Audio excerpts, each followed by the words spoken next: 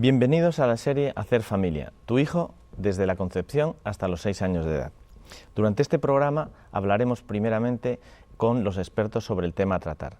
Luego propondremos un plan de acción práctico que son los que se utilizan en las escuelas de familia por los padres para educar a sus hijos. Y por último ofreceremos una lectura para completar, añadir y redondear los temas que estamos hablando. Hoy el tema del que hablaremos es Dios como creador, instintos guías. El universo, su orden y concierto habla a gritos de Dios como creador, y el que no quiera ver es porque no quiere. El inicio de la vida y su mantenimiento no deja lugar a dudas de este hecho. Somos creación de Dios, y en tanto en cuanto conozcamos y entendamos más la creación, podremos entender más a Dios y a nosotros mismos. En educación existen nuevos conocimientos, conceptos que nos facilitan la labor de la educación de nuestros hijos. Uno de estos conceptos son los instintos guías. Debemos de conocerlos y sobre este tema hablaremos hoy. Sin más, pasemos al coloquio. Gracias.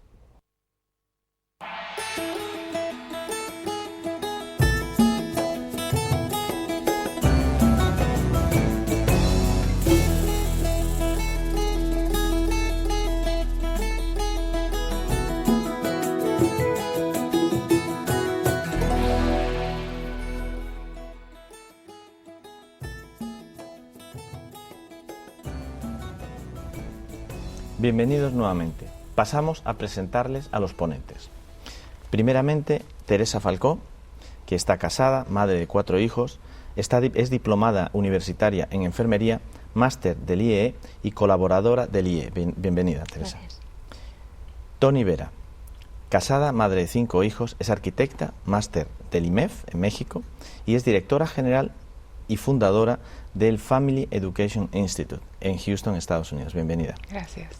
Y por último, José Vera, casado con Toni, padre de 5 hijos, ingeniero industrial, máster del IMEF en México y presidente y fundador del Family Education Institute. Bienvenido. Gracias. Empezaremos con las preguntas para Toni. Toni, ¿qué son los instintos guías?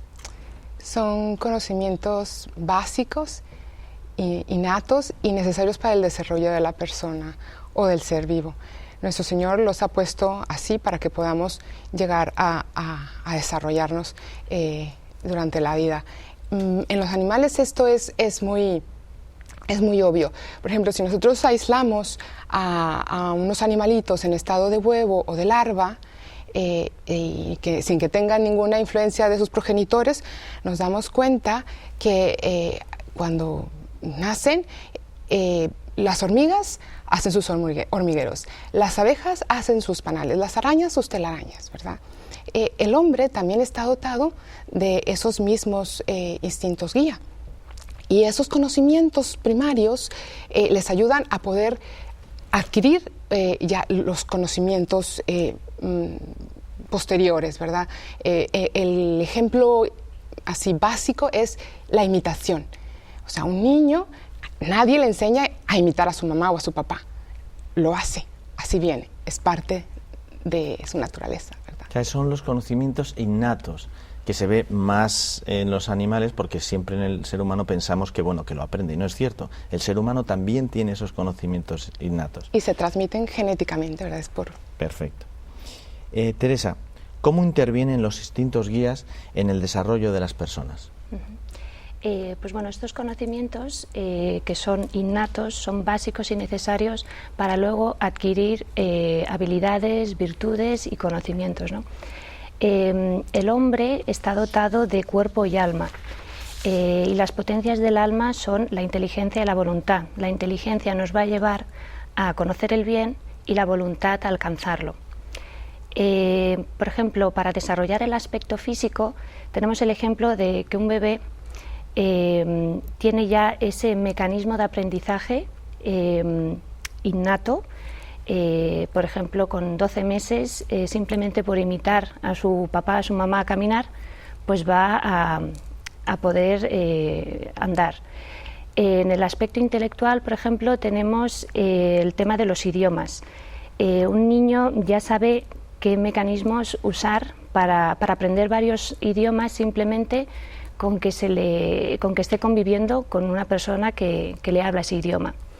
Y luego, en el aspecto de la voluntad, pues esos conocimientos que nos son innatos son también para el orden, la laboriosidad, sinceridad, justicia. O sea, un niño ya tiene, ya sabe cómo tiene que actuar. Entonces, nosotros como padres lo que tenemos que hacer es encauzarlos y que durante su crecimiento pues hagan buen uso de esos conceptos para seguir encauzarlos bien, ¿no? No, es interesante lo que comentas, porque cuando te casas y vas a tener hijos no te puedes imaginar este hecho.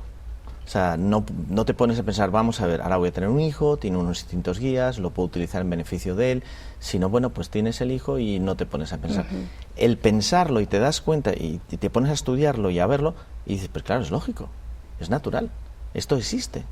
Y a lo mejor te das cuenta cuando ya tu hijo es mucho más mayor. Es bueno conocer estos temas y utilizarlos en beneficio de tus hijos, ¿no? Pepo, ¿qué tanto influye la genética en el proceso de aprendizaje? Bueno, mira, como ya comentábamos ahorita, las personas estamos hechas de cuerpo y alma, y entonces el alma es inteligencia y voluntad. Entonces, en la parte del cuerpo, en la parte física, la genética es más del doble de la parte que es el aprendizaje. Venimos así, por ejemplo, si eres muy alto, puede que seas bueno para el básquetbol, o por ejemplo Michael Phelps, la musculatura que tiene una muy buena parte es de la genética. Entonces en la parte física adiestramos al cuerpo. Si hablamos de la parte de la inteligencia, pudiéramos decir que es mitad y mitad, es más o menos lo mismo la influencia de la parte genética y de la parte del aprendizaje. Estamos hablando, por ejemplo, de la habilidad matemática, de la música, etcétera, etcétera. Entonces esas cosas tienes una parte física, una parte que viene de la genética de nuestros padres y otra parte que se aprende. Hay que entrenarlo. Pero en la parte de la voluntad, el aprendizaje es más del triple de la parte que contribuye a la genética. Eso quiere decir que en esta parte, no de la voluntad, las virtudes, es donde los papás tenemos más influencia. Entonces debemos aprovechar el hecho de que es la mayor parte de la parte de la voluntad que es aprendida. Y los papás debemos de estar muy al pendiente de eso. Es muy importante, por ejemplo, ahorita actualmente en las empresas ya están contratando mucho y están fijándose mucho en la parte de las virtudes, que sea recto, que sea honesto, etcétera. Porque la técnica se aprende, eso no es problema, pero las virtudes vienen de casa. Es interesante porque a veces en los colegios, las escuelas y el sistema educativo se enfoca mucho más casi en lo que no podemos modificar, que es la parte pues física, intelectual, y en la parte donde más podemos influir en el ser humano y que más trascendencia tendrá en lo que hará en un futuro, que es la parte de la voluntad, la parte espiritual, la parte relacionada con Dios, pues no le prestamos atención e inclusive en muchos casos el sistema público te lo prohíbe tocar para no afectar o para no influir, cuando es donde más van a absorber aquello que les demos. Tony, si la influencia del aprendizaje a la hora de educar la voluntad es 3 veces superior a la influencia genética, como ha dicho José, ¿qué podemos hacer para educar mejor la voluntad de los hijos? Bueno, la voluntad es como un músculo que se ejercita, ¿verdad? Entre más lo trabaje, más fuerte está. Entonces habrá que motivarles, por ejemplo, a vivir el minuto heroico, a levantarse en cuanto suene el despertador, a terminar todo aquello que comienzan, en la mesa, un poquito más de lo que no me gusta, un poquito menos de lo que sí me gusta. Y recordar la regla de las 3 Cs, la CCC, que sea entre más consciente, entre más constante y entre más coherente sea la educación, es más eficaz. Entre más consciente, entre más sepa yo por qué estoy haciendo esto, le voy a permitir a mi hijo que se desarrolle en virtudes, no le voy a robar oportunidades. Por ejemplo, si en la mañana no se quiere levantar, digo, ay, pobre, que descanse un ratito más mientras yo lo visto, ¿verdad? Y esto también se puede poner en perspectiva de cara a Dios, ¿no? Sería la última razón en la cual nosotros hacemos las cosas, hasta las pequeñas. Claro, ¿no? Claro. Entre más constante también, pues si lo hacemos un día sí y un día no, el niño pues no va a adquirir la virtud, se necesita que sea todos los días, que sea seguido, ¿verdad? y coherente, que sepan seguir el ejemplo de... que seamos nosotros un buen modelo para los hijos, ¿verdad? Claro. Que nos vean sonreír, que nos vean que nos queremos, que nos vean rezar, que nos vean ir juntos a misa, que disfrutamos de eso. Y tener autoridad frente a ellos, porque si no hacemos lo que queremos que los niños hagan, pues al final no lo van a hacer y encima nos perjudicamos porque perdemos credibilidad para un futuro. Claro. Teresa, ¿cómo podemos motivar a nuestros hijos mejor? Bueno, pues la motivación es un papel muy importante que tenemos los padres en educación, ¿no? Y dependiendo de la faceta que queramos desarrollar en nuestro hijo, vamos a utilizar una motivación extrínseca, intrínseca o trascendental. Te parece que se fija un poco también en la parte de la influencia genética, ¿no? Sí. Por ejemplo, en la motivación extrínseca podemos motivar a nuestro hijo para que haga un deporte y, por ejemplo, pues después de que haga su entrenamiento lo vamos a motivar con algo material, ¿no? Se le puede motivar con un helado, por ejemplo. En una motivación intrínseca lo que queremos motivar es lo intelecto, ¿no? Entonces le podemos motivar unas buenas notas con una visita al museo, con un buen libro. Y luego, pues, en la trascendental, pues el educar la voluntad lo vamos a motivar con algo muy valioso y, por ejemplo, el enfatizar la alegría de hacer eso bien, ¿no? Eso ya es una motivación muy grande. Ya desde pequeñitos lo que tenemos que hacer es motivarlos adecuadamente, ¿no? Porque a veces yo creo que se tiene tendencia a motivar solo con cosas materiales todo. Y yo creo que lo que tenemos que hacer es más motivar con motivaciones trascendentales. Es lo más ¿no? fácil, es lo ¿no? más... Te echas la mano al bolsillo y dices, ¿cómo le premio? Bueno, pues le doy algo. Claro. De la otra manera, igual intelectual, tienes que pensar algo y la trascendente tienes que pensar aún más todavía. Sí. Pero nuestros hijos merecen la pena, ¿no? Que le dediquemos tiempo y pensar. Por supuesto. Muy bien. José, aprovechar los instintos guías y los periodos sensitivos para educar a los hijos, ¿no suena a manipulación? Fíjate que sí, existe el peligro de que haga manipulación. Aquí lo importante es, como padres, tener rectitud de intención. ¿Cómo podemos saber si estamos caminando hacia manipulación o no? Es muy fácil, es muy importante ver quién es el que se beneficia. Si yo conozco a la otra persona, conozco al niño, para educarlo mejor, para su bien, estoy educándolo. Pero si yo lo conozco para aprovecharme de que lo conozco y entonces sacar un beneficio para mí, entonces lo estoy manipulando. Entonces es la diferencia entre educar a un hijo, por ejemplo, y ciertos medios de publicidad, que la publicidad intenta manipular y hacernos cambiar nuestro comportamiento para beneficio del otro. A lo mejor me beneficio yo, pero en el caso de la educación, lo importante es el beneficio del niño. Ahora, nosotros como padres educamos en la libertad. Y entonces, nuestros hijos van a ir eligiendo su camino. Conforme vayan creciendo, van a ir adquiriendo la capacidad de elegir libremente. Pero nosotros como padres tenemos que ponerles enfrente, digamos, el menú. ¿Qué es lo que pueden ir escogiendo? ¿Qué es lo que les conviene ir escogiendo? Pero ellos van a decidir. Finalmente, ellos son los que deciden por dónde caminar. No, y nosotros podemos también ser sus consejeros. Nosotros en las escuelas de familia, cuando hablamos con los padres, les decimos, no es cuestión de apartarse y dejar que el niño experimente solo, porque un niño o una niña no experimenta nunca solo. Siempre se refiere a alguien, a un modelo. Más vale que ese modelo seamos los padres, que le queremos, que no sea un tercero que tal vez no le quiera y tal vez haya más posibilidades de que quiera manipularle. Definitivamente. Entonces no podemos nosotros simplemente soltar y decir, no, lo voy a dejar que escoja, no le voy a presentar nada. Ese tema se habla mucho, por ejemplo, en el tema de la religión. Entonces, en el tema de la religión, no, que él decida cuando esté grande. Cuando esté grande, ya lo van a ver encaminado por ahí. Y eso es una falacia, porque en el fondo ya con esa actitud le estás presentando una opción de vida.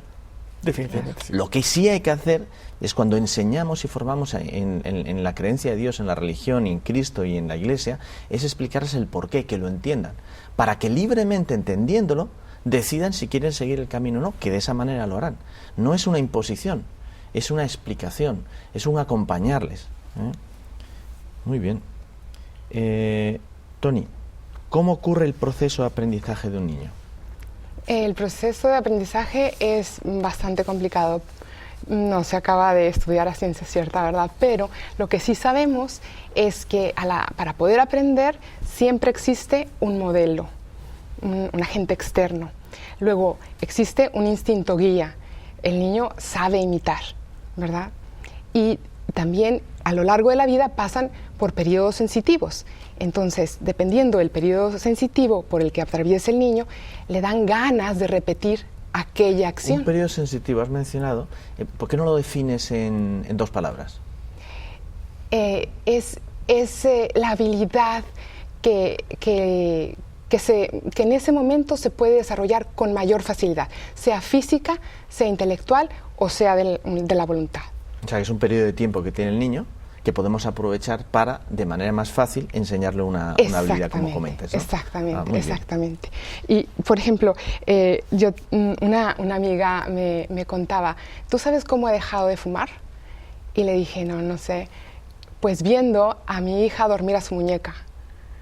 Se pone a la muñeca, agarra un cuadrito así como si fuera el teléfono y se mete una pluma en la boca y eso, ¿verdad?, ha sido motivo para que ella deje de fumar. No, muy bien. Hay que ser un buen modelo. Imaginativos también, ¿no? Claro. No, muy bien. Teresa, ¿cuál es la diferencia entre instinto guía y periodo sensitivo? Pues bien, como ha contado antes Toni, los instintos guía son esos conocimientos innatos que se nos transmiten a través de la genética. Y un periodo sensitivo es ese periodo de tiempo que un niño pues, es, digamos, más sensible a adquirir una virtud, un hábito. O sea, le va a ser más fácil adquirir una buena virtud, ¿no? un buen hábito. Por ejemplo, en la virtud del orden, el periodo sensitivo es entre el primer año y los 5 años.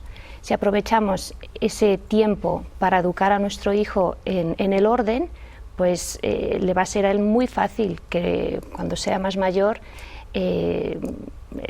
vivir el orden, ¿no? O sea, eso es un periodo sensitivo. Y un instinto guía, ¿cómo podríamos utilizarlo en favor de nuestro hijo? ¿Conociendo que puede utilizarlo, o facilitando el camino?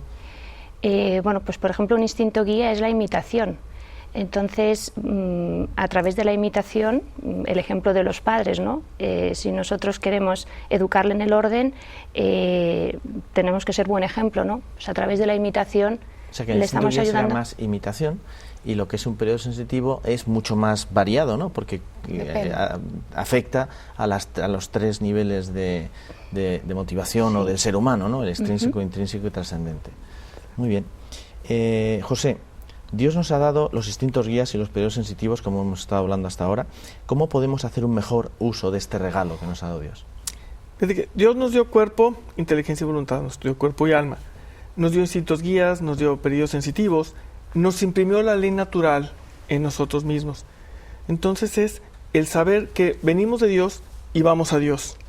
Entonces es importante enseñar a nuestros hijos a conocer a Dios, que sepan que tienen un Padre en el cielo, que nos ama mucho más que cualquier persona aquí en la tierra, ¿sí? Entonces es importante que sepan que somos ciudadanos del cielo, estamos aquí en la tierra de paso, y entonces todo eso, todas esas cosas que nos puso Dios en nuestra alma, son para llegar a Él. Platicaba el otro día un sacerdote amigo que decía que la ley natural es como decir, Dios el Creador nos diseñó, y ese diseño es el cuerpo que tenemos, como lo tenemos, y el manual de instrucciones nos lo puso también, que es la ley natural. Entonces, periodos sensitivos, todo eso es parte de ese manual de cómo funcionamos, cómo somos. Está en el cuerpo. Claramente nos hizo Dios y vamos a Dios. Entonces es mucho el tema de la vida de piedad. Y que exista ese manual de instrucción, es importante conocerlo, porque si no podríamos ir en contra de ello. Claro. Y como todos sabemos, si vas en contra de la naturaleza, al final te acaba pasando factura. Aquella frase de Dios perdona siempre que se lo pides, el ser humano a veces aunque se lo pidas, pero la naturaleza siempre te pasa factura. El conocer las leyes, ese manual de instrucciones, que es las reglas que nos ha puesto Dios en todo, en nosotros mismos y fuera, es muy importante para no cometer ese error y llegar a realizarnos mucho mejor, ¿no? Bueno, ahora vamos a pasar a la segunda parte, en la cual vamos a ofrecer un plan de acción, que es lo que suelen utilizar nuestros padres para ayudar a sus hijos a mejorar en algo, ¿no? Entonces, Tony, si puedes pasar a contarlo, por favor. Sí, bueno. Situación. Carlos, ingeniero en sistemas. Andrea, ingeniera en alimentos. Casados desde hace 8 años. Solo han podido tener una hija, María, que cumplió 6 años la semana pasada. Andrea ama el arte culinario y a María le encanta ver a su mamá trabajar en la cocina. Siempre le quiere ayudar. Andrea y Carlos, en varias ocasiones, han comentado lo difícil que es educar a una hija única. Les inquieta que por esta razón María llegue a centrarse demasiado en sí misma y le cueste socializar. Han pensado que es un buen momento para que María empiece a ayudar en casa, pues está en su periodo sensitivo de la generosidad. Objetivo: crear ocasiones para que María viva la generosidad. Medios: los domingos y días festivos habrá turnos para preparar el desayuno y arreglar la cocina. Se hará una rifa para saber a quién le corresponde el turno. Para que no se repita el turno 2 domingos seguidos, el encargado de la rifa, que le tocó ganarse la rifa, refará el siguiente domingo. Motivación: Andrea y Carlos le explicaron a María lo bonito que es mostrar el cariño usando la creatividad, y papá le hizo ver lo bien que lo hace mamá a la hora de cocinar. También le dijeron que como es mayorcita y ya necesita ambas manos para contar su edad, ahora tendrá la oportunidad de cocinar ella sola, si resulta ganadora en la rifa. Además, podrá elegir el menú, el mantel y la vajilla que más le guste para desayunar los domingos y los días festivos. Desarrollo de la historia. El primer domingo Andrea hizo la rifa y le tocó el turno a su hija María. Los padres la felicitaron. Estaba muy contenta de poder hacer algo ella sola para toda la familia y de poder sorprender a sus padres con lo que iba a preparar. Ella lo hizo muy bien y al terminar de desayunar, muchos besos y muchos abrazos. Todos han tenido el turno algún domingo, pero la más entusiasmada es María. Quiere siempre ganar. Le ha dicho a sus padres que quiere ahorrar para comprar un recetario de cocina para niños. Resultado: el plan ha sido un éxito. Andrea y Carlos notan a María más segura, más alegre. Está aprendiendo a servir a los demás. Muy bien, muy bonito, muchísimas gracias. Bueno, gracias por la colaboración. Ya vamos a pasar a terminar el programa. En resumen, lo que hemos dicho es los instintos guías son todos los conocimientos que son transmitidos genéticamente de padres a hijos sin necesidad de mediar en trato con ellos. Son conocimientos innatos. Tenemos que conocer estos instrumentos de la naturaleza puestos por Dios para ayudar a nuestros hijos de una manera más efectiva. El libro que vamos a recomendar en esta ocasión es El embarazo y primer año de vida, de la colección Hacer Familia, de la editorial Palabra, en la cual se habla pues de los primeros momentos de nuestro bebé en todos los conceptos, instintos guías, periodos sensitivos, ¿no? Para terminar, recuerden, amemos a la Iglesia y conozcamos nuestra fe para vivirla, para defenderla y hacer apostolado, sobre todo con nuestros hijos. En nuestro próximo capítulo vamos a hablar de los periodos sensitivos de una manera mucho más amplia. Muchísimas gracias por estar con nosotros. Hasta la próxima.